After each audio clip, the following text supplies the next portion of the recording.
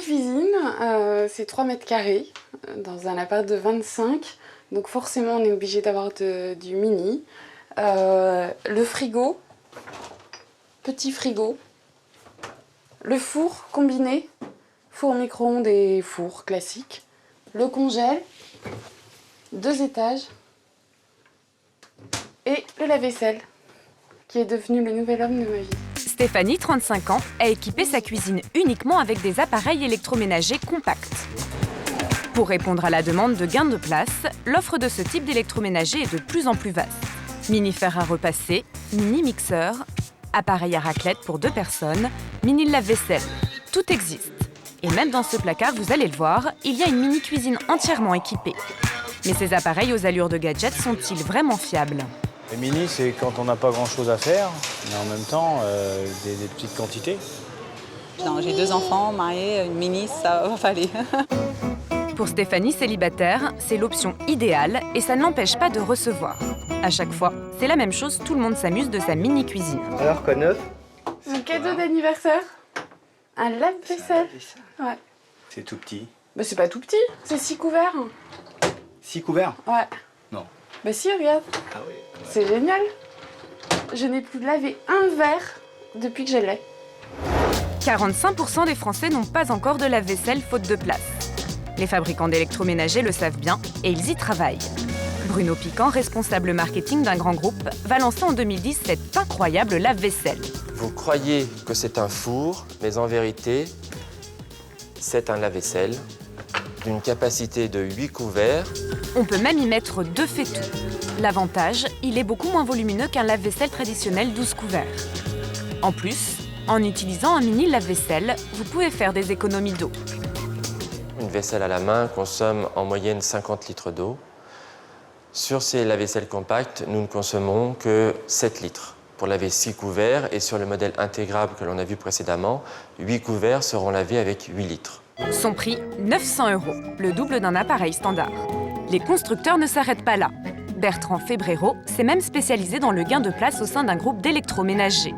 Avec lui, le centimètre carré est rentabilisé. Les produits gain de place aujourd'hui ont des dimensions très variées. Donc vous avez en face ce petit produit capable de se loger sous un évier ou sous un lavabo, 70 cm de haut. Vous avez aussi ici un autre exemple puisque nous avons un lave-linge de 5 kg de capacité dans seulement 33 cm de profondeur, une dimension qui vous permet soit de mettre votre lave-linge derrière une porte, soit de s'aligner avec la dimension de votre meuble de salle de bain.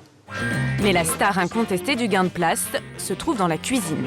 Avec cette fois une solution 3 en 1, la triple, le lave-vaisselle 6 couverts, le four de 40 litres, la plaque de cuisson est intégrée sur l'appareil dans des dimensions standards de 60 cm. Le prix de ce combiné, environ 1 500 €. Ça prend peu de place, mais c'est plus cher que si vous achetez tout séparément. Autre problème, si l'un des appareils tombe en panne, vous ne pourrez plus utiliser les 2 autres le temps de la réparation. Question, la réparation des mini est-elle synonyme de souci maxi ?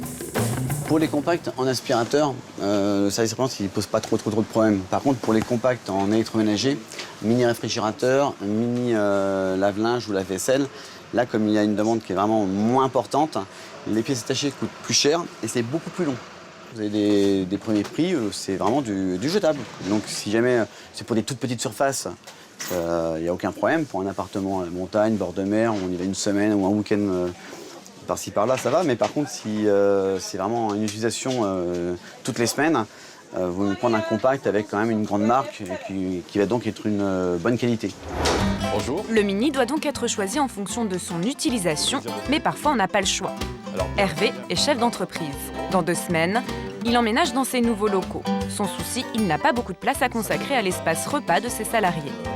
C'est là-dedans qu'on va pouvoir faire du bifonction, salle de réunion et salle à manger pour notre personnel. On va mettre une grande table avec toute une série de chaises. Bon, là, elle n'est pas encore là, mais je l'imagine très bien.